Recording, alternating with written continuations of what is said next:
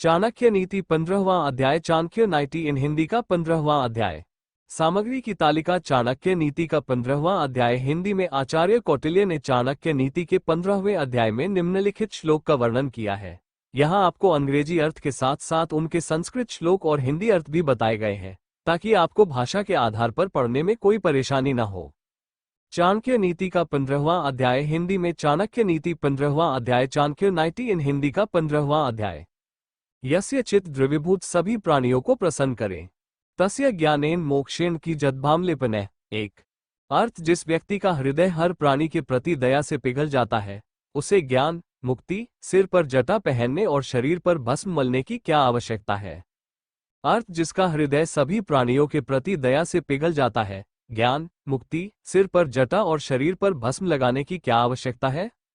एकवामाक्षर यस्तु गुरु शिष्यम प्रबोध्येत, पृथिव्या नास्ति तद्रव्यम यद दत्वा चांद्रिणी भवेत्। 2 अर्थ, इस संसार में ऐसा कोई खजाना नहीं है जो आपको आपके सद्गुरु द्वारा दिए गए एक अक्षर ज्ञान के ऋण से मुक्त कर सके।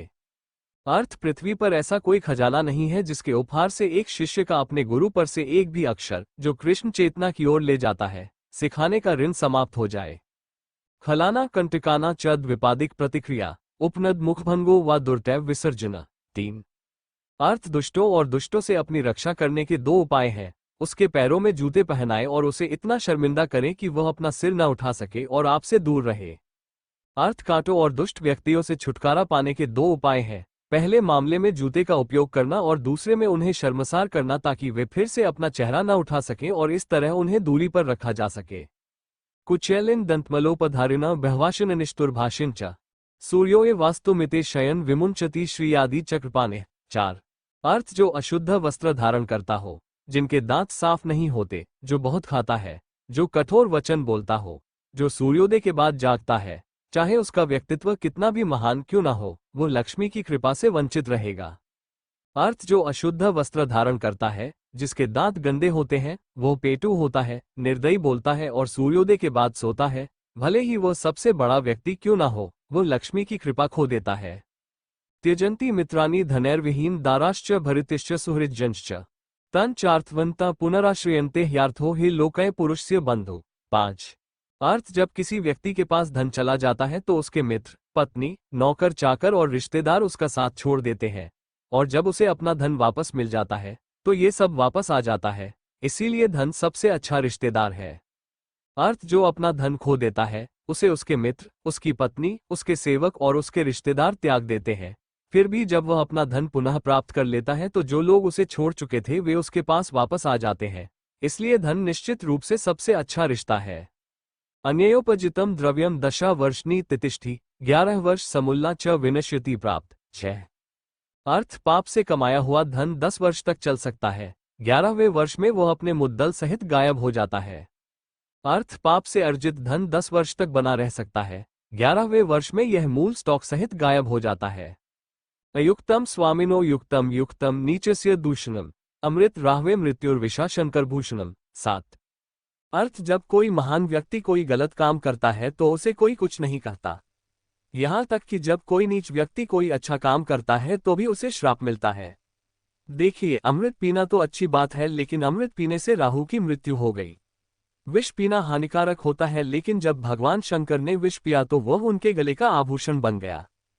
अर्थ, किसी महान व्यक्ति द्वारा किया गया बुरा कार्य निंदा का पात्र नहीं होता, क्योंकि उसकी निंदा करने वाला कोई नहीं होता, और एक निम्न श्रेणी के व्यक्ति द्वारा किया गया अच्छा कार्य निंदा का भागी होता है, क्योंकि कोई उसका आदर नहीं करता। जरा देखिए, अमृत पीना उत्तम है, परंतु वही राहु की मृत्यु का कारण बना, और विष पीना हानिकारक है, लेकिन जब भगवान शिव, जो महान है, ने इसे पी लिया तो यह उनके गले का आभूषण नीलकांता बन गया।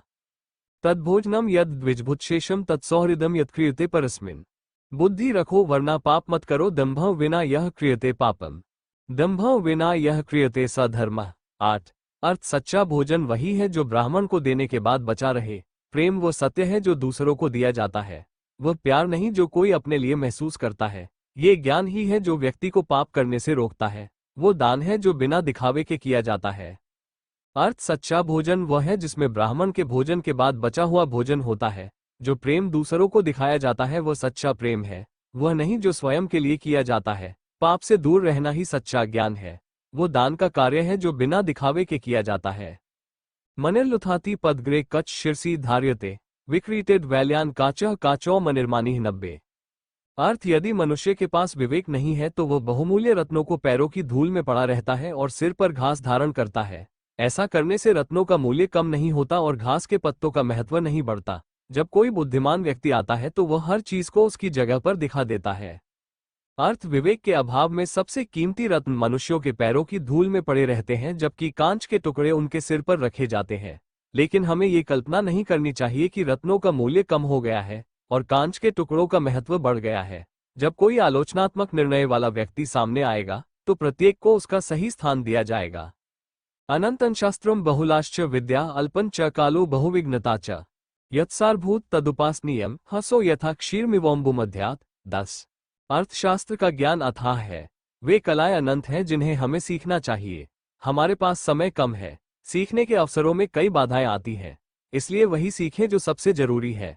उसी प्रकार जैसे हंस पानी छोड़कर उसमें मिला हुआ दूध पी लेता है।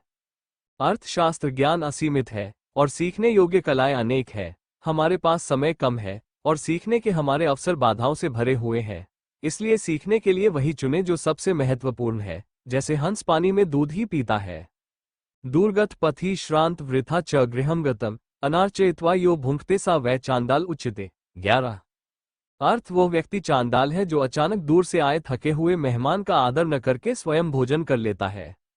अर्थ, वो चांडाल है जो गलती से बहुत दूर से यात्रा करके और थके हुए व्यक्ति के घर आए व्यक्ति को सत्कार किए बिना ही भोजन कर लेता है। पथंती चतुरो वेदम धर्मशास्त्राण्यनेकाशा आत्मनम नैव जनंती देवी पकारसम यथा 12। अर्थ, व्यक्ति को चारों वेदों और सभी धर्मशास्त्रों का ज्ञान होता है, लेकिन अगर उसे अपनी आत्मा का एहसास नहीं है तो वह उस चम्मच की तरह है जिसने कई व्यंजनों को हिलाया है लेकिन उनमें से किसी का भी स्वाद नहीं लिया है। अर्थ, कोई व्यक्ति चार वेदों और धर्मशास्त्रों को जान सकता है, फिर भी अगर उसे अपने आध्यात्मिक स्वरूप का कोई एहसास नहीं है तो उसे उस करछोल की तरह कहा जा सकता है जो सभी प्रकार के खाद्य पदार्थों को हिलाता है लेकिन किसी का स्वाद नहीं जानता है। धन्या द्विजामी नौक विपरीता भवार्णवे तारंत्यधोगताः सवे उपरिष्टाः पत्नत्यधाः 13। अर्थ, वे लोग धन्य और श्रेष्ठ हैं जिन्होंने संसार सागर से पार होते समय सच्चे ब्राह्मण की शरण ली। उनकी शरणस्थली नाव का काम करती थी। वे उन यात्रियों की तरह नहीं हैं जो एक साधारण जहाज पर हैं जिसके डूबने का खतरा है। अर्थ, वे धन्य आत्माएं निश्चित रूप से श्रेष्ठ हैं जो जीवन के सागर को पार करते समय नाव के समान वास्तविक ब्राह्मण की शरण लेते हैं। वे एक सामान्य जहाज पर सवार यात्रियों से भिन्न हैं जिसके डूबने का खतरा रहता है। आयम मृत निधाना नायकोप्यौषधना अमृतमय शरीर कांति युक्त पी चंद्र भवती विगतृष्मिर मंडल प्राप्य भानः प्रसादानिविष्ट को लघुत्वम न याति। 14। अर्थ, चंद्रमा जो अमृत से परिपूर्ण है और जो औषधियों का देवता माना जाता है, जो अमर है और अमृत के समान देदीप्यमान है, जब ये सूर्य के घर जाता है यानी दिन में दिखाई देता है तो इसका क्या होता है? तो क्या सामान्य मनुष्य किसी दूसरे के घर जाकर हीनता को प्राप्त नहीं होगा? अर्थ, चंद्रमा जो अमृत का निवास है और सभी औषधियों का अधिपति है, हालांकि अमृत के समान अमर है और रूप में देदीप्यमान है, लेकिन जब वह सूर्य के निवास दिन के समय में पहुंचता है तो अपनी किरणों की चमक खो देता है। तो क्या किसी सामान्य आदमी को दूसरे के घर जाकर रहने से हीन भावना का अनुभव नहीं होगा? अलिरायम नालिनिडल मध्यगाह कमल नीम करंदम दलसा विधिवाशाट परदेश मुपागता कुटिच पुष्पर्स बहुमन्यते। 15। अर्थ, यह मधुमक्खी जो पहले कमल की कोमल पंखुड़ियों पर बैठकर उसका मीठा शहद पीती थी, अब कुटच के फूल पर झपटती है, क्योंकि वह ऐसे देश में आए हैं जहां कमल नहीं है, उसे कुटच का पराग ही पसंद है। अर्थ, यह विनम्र मधुमक्खी जो सदैव कमल की कोमल पंखुड़ियों के बीच निवास करती है और उसका मीठा रस प्रचुर मात्रा में पीती है, अब साधारण कुटच के फूल का आनंद ले रही है। वह ऐसे पराये देश में जहां कमल नहीं होते, कुटच के पराग को अच्छा समझ रहा है। पिता क्रुधेन ततश्चरंत लहता वल्लभो यैन रोषा दाबल्याद विप्रवर्य स्ववदन विरे धार्यते वैरिणी में मुमकांता पूजा के लिए प्रतिदिन गेहूं में छेदयंती तस्मात् खिंसद थंडविच कुल निलय नाथ युक्तम त्याजामी। 16। अर्थ, हे भगवान विष्णु, मेरे स्वामी, मैं ब्राह्मणों के घर में नहीं रहता क्योंकि ऋषि अगस्त्य ने क्रोध में आकर समुद्र, जो मेरे पिता है, पी लिया था। भृगु मुनि ने आपकी छाती पर लात मारी। ब्राह्मणों को पढ़ने में बहुत आनंद आता है और वे हमेशा सरस्वती का आशीर्वाद चाहते हैं जो मेरी प्रतिद्वंद्वी है। और वे प्रतिदिन मेरे निवास स्थान तालाब से कमल के फूल से बाहर आते हैं और भगवान शिव की पूजा करते हैं। अर्थ, भगवान विष्णु ने अपनी पत्नी लक्ष्मी से पूछा कि उन्हें ब्राह्मण के घर में रहने की परवाह क्यों नहीं है, जब उन्होंने उत्तर दिया, हे भगवान, अगस्त्य नाम के एक ऋषि ने क्रोध में मेरे पिता समुद्र को पी लिया। भृगु मुनि ने आपको लात मारी। ब्राह्मण इस बात पर गर्व करते हैं कि उन्होंने मेरी प्रतिद्वंद्वी सरस्वती की कृपा मांगी है और अंततः वे प्रतिदिन मेरे निवास स्थान कमल को तोड़ते हैं। इसलिए हे भगवान, मैं एक ब्राह्मण के साथ रहने से डरता हूँ। बंधनानि खलु शांति बहुनी प्रेमरजुकृत बंधन मन्यत दारुभेदने पुनोपिष्मघने निष्क्रियो भवति पंजकोशे। 17। अर्थ, दुनिया में बंधन के कई तरीके हैं जिनसे किसी व्यक्ति को प्रभावित और वश में किया जा सकता है। सबसे मजबूत बंधन प्यार का होता है। इसका एक उदाहरण शहद की मधुमक्खी है जो लकड़ी में छेद कर सकती है लेकिन फूल की पंखुड़ियों में छेद करना पसंद नहीं करती, भले ही इसके लिए उसे अपनी जान गंवानी पड़े। अर्थ, इस संसार में बंधन के कई तरीके हैं जिनसे किसी को वश में किया जा सकता है, लेकिन स्नेह का बंधन सबसे मजबूत होता है। उदाहरण के लिए नम्र मधुमक्खी का मामला लें, जो कठोर लकड़ी को छेदने में विशेषज्ञ होते हुए भी अपने प्रिय फूलों के आलिंगन में फंस जाती है। जैसे शाम ढलते ही पंखुड़ियां बंद हो जाती है। छिनोपी चंदन तारुण जहाती गंध वृद्धोपी वर्णपतिन जहाती लीलम यंतरपिटो माधुर्य न जहाती चक्षु क्षीणपी न त्याजती शीलगुना कुलीन। 18। अर्थ, चंदन कटने के बाद भी अपनी सुगंध नहीं छोड़ता।